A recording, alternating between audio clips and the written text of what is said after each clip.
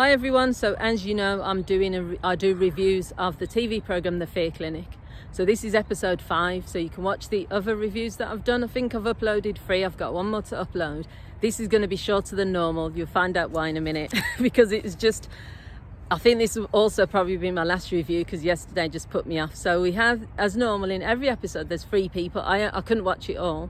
I ended up watching 2 people, so I'll talk about them. So we had Jack, who's 23, and he has arachnophobia. This is a fear of spiders. This is a common fear. So to be fair, this is probably more common than some of the other less known ones, like fear of balloons and that sort of thing. So my niece has got arachnophobia, so she doesn't even like pictures of spiders being on her timeline. She will block people if she sees that. But she's very, very scared. If there's a spider in the house, she will kind of leave the house and not come back until it's found and killed. I've spoke to her about hypnotherapy. She's looked into that as well. So Jack said that he has got his fear because his mum is quite an anxious person. So when she used to see a spider when he was growing up, she would scream, she would shout, she would make a big deal. And what was interesting, what I did like about yesterday's program episode, is the way they talked about how fears are passed down through like family. We already know this, but say if your mum or parents are anxious people and they say, oh, don't do that, or oh, that's scary, or that's dangerous, then you're going to take that into your adult life, or especially through childhood. But if your parents say, oh no, go for it, you know, that's safe, if you fall you'll be okay, that sort of thing, then you become more of a risk taker as an adult. So it talks about that. He said that when he gets anxious when it comes to spiders, he becomes a different person. You know, he becomes petrified, he screams, he shouts. His mum gave an example that he stayed up all night at one point because there was a spider in the house, and until that spider is found, he can't relax. And he said it doesn't matter how big the spider is, it doesn't matter anything, he just can't, the thought of it. So I did used to have, not a fear I would say, but I used to probably no one really likes spiders. Even the lady said, the professional said, no one likes spiders mostly, but most people don't have a fear. I think I got over my, not fear if you like, but I got more familiar or more comfortable with bugs and spiders when I did Camp America.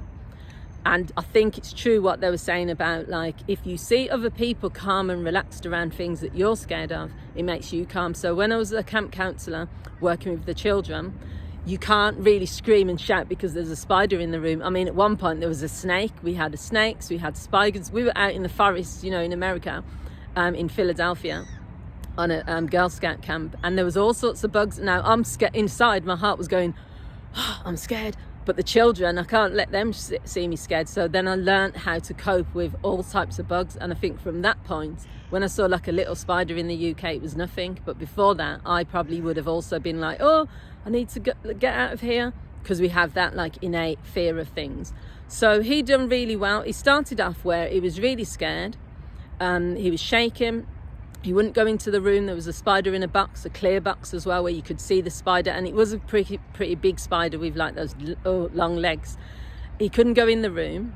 With lots of encouragement though, he went into the room, so that was the first step. Then he put his hand, he closed his eyes, and what they did is they got him to think of a memory from when he had the fear of spiders, so when he was younger, and to be in touch with that memory. And then they got him to open his eyes and to look at the spider. Now that was on day 1. So then they give them the beta blockers, and they give them that so that can repress some of the I think it's to repress some of the anxious feelings, but then to give them a different type of memory. So when he came back on day 2, I was really happy for him, and I think he is someone that's commented on one of my videos. He said he'll be on the show. So Jack, well done, because you did really well. So he went into the room, he put his hands near the box, then he put his hands in the box, and then he had the spider crawl on him, and he even named the spider Shirley. So to me, that is probably one of the biggest changes that I've seen, like when I've been watching the show. So everything was going fine in terms of that until participant number 2. And I don't care what anyone says or how anyone feels, that person is fake, and that made me question the whole show. This person says she's got ichthyobia, a fear of fish, Lindsay. Now, I had to stop watching in the end because I just thought this is a setup, and she's an actress. So there's lots of things which made me feel that way. And if anyone like disagrees, that's fine. And also, maybe I'm wrong. I'm not saying I'm perfect. It was her facial expressions which didn't change throughout the whole thing. She seemed like she was trying to pretend to be scared rather than actually being scared. It was her body language. But the main thing was when she was talking. This woman said she's scared of fish, which is something you can avoid anyway. Fish are not the same as like birds that are everywhere. You can avoid that. But when she said, this is when I just thought this is not right. She said she can't watch Finding Nemo, okay, which is about cartoons. But the second thing she said was she can't eat prawn cocktail crisps. That's pathetic. Prawn cocktail crisps have got prawn flavouring in. They're not even to do with prawns. You know what I mean? She said, and then she said it's because it's the association with fish. That made me think you're just being stupid now. That's the most ridiculous thing I've ever heard in my life. That you can't eat crisps that are called prawn cocktail when they're actually just flavoured with a flavouring which has got nothing to do with fish. But then the worst thing was if she can't watch Finding Nemo, but she went into the room where there was actual fresh fish on the table. So if you can go into a room where there's fresh fish, but you can't watch a cartoon character of a fish. And then it was just the way she was acting. She walked into the room and there was just blank expression. It was like there was nothing there. She wasn't scared. She wasn't. And I just thought she's acting. And I think the producers probably knew, because then the professional woman was saying not everyone shows fear in the same way. Sometimes it's within. And I just thought, I personally don't believe that it's true. I don't think she was real. She said she'd done like crabs, beach creatures, fish, octopus, and she avoids fish and chips. And I just thought, you know, the other shows, there's probably the girl who was scared of sheep. At least she had a reason. You know, she was chased by sheep. That made sense. She was able to link the fact that just because one sheep chased her down the hill, which would have been a terrifying, traumatic experience, doesn't mean all sheep are the same.